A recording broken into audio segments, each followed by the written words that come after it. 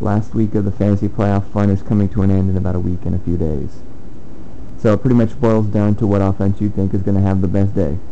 So as for me, right now I'm in third place out of 40 people, 2 points behind second place. I'm 38 points out of first, so there's still a chance, but it's really tight.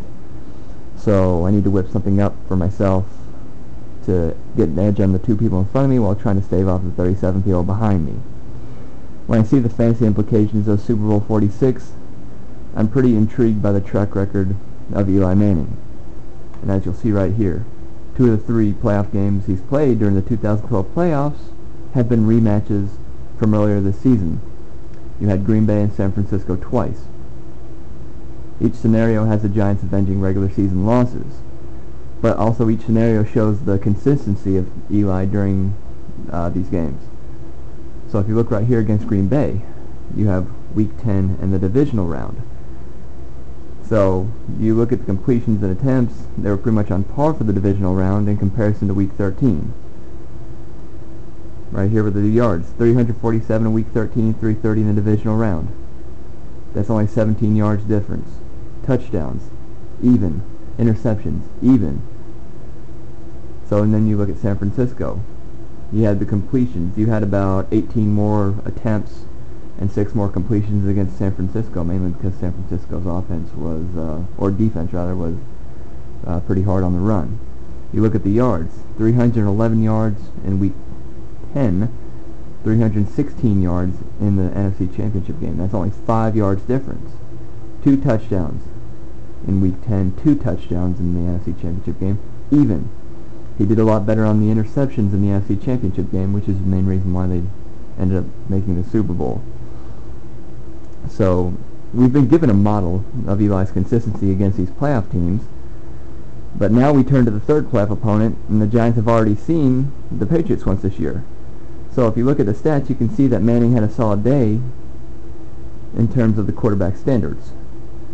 He also proved again that he is consistent in clutch drives against New England. Hit a receiver in the final seconds to win the game. So the one thing though that brings hope to this matchup for Eli Manning is that New England didn't see Ahmad Bradshaw or Hakeem Nicks in Week 9.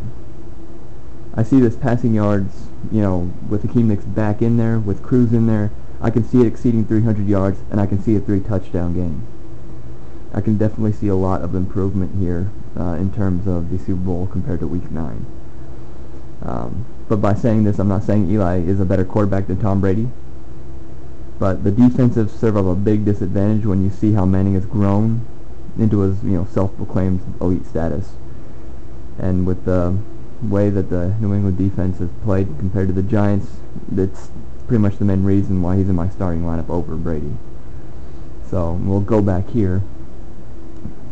And as you're going to notice right here in my lineup, my league has a flex position, and you are allowed to do that. So if you have a flex position in your league where you can start 2 running backs, 2 wide receivers, or 1 running back and 3 wide receivers, this is the week where you can go with 1 and 3. With the way the Patriots are unpredictable with their backfield, I can't pick Green Ellis, I can't pick Woodhead, I can't pick Ridley. So instead I'm going to leave my 3 spots for wide receivers, which allows me to put Nicks and Cruz in my lineup this week while getting good reception option in Wes Welker. It is a PPR league, so anybody who doesn't have Welker in their lineup might be in a little bit of trouble. As for the tight end spot, you can take your pick for pretty much one of the Patriots' big men. Go with Ballard if you're extremely desperate, maybe extremely hopeful. I can't see Brady going away from his biggest asset right now on the biggest stage. So if he's healthy and if he's playing, you go with Gronk. If not, you go with Hernandez. That's not going to be too much of a hassle in terms of picking tight ends. For kickers, I have pretty much selected Gostkowski, mainly on a gut feeling. Either guy's going to be a good option. It's just that way I think with the Giants, they're going to convert more opportunities in New England territory. So, either way, with my luck, it might be a tie, but I think Stephen Gostkowski is going to be the guy to pick here. Defensively, you can't go away from the Giants. New England's had a tendency to start slow It happened last week against Baltimore. It happened during the final few weeks of the regular season against Buffalo, Miami. The Giants have that defensive unit that can put Baltimore-type pressure on Brady, keep the scoreboard from blowing up. This isn't the same Patriots defense from 2007 anyways. And I mean, they finished 31st in the league in passing yards allowed. So it's a big mismatch with Eli coming in. So that's another reason why you go away from Brady and play the odds with the Giants defense. With that being said, this is going to be my prediction. They say defense wins championships. Worked for 4 years. Worked 4 years ago rather. In Super Bowl 32 with the Giants. I think it's going to work for them again this year. I think the Giants win Super Bowl 46 and beat the Patriots to 4 trophies. My score is going to be 31-20, so best of luck to everyone out there. Still in the running fantasy-wise, and maybe if you're a fan of the Giants-Patriots, best of luck to you as well.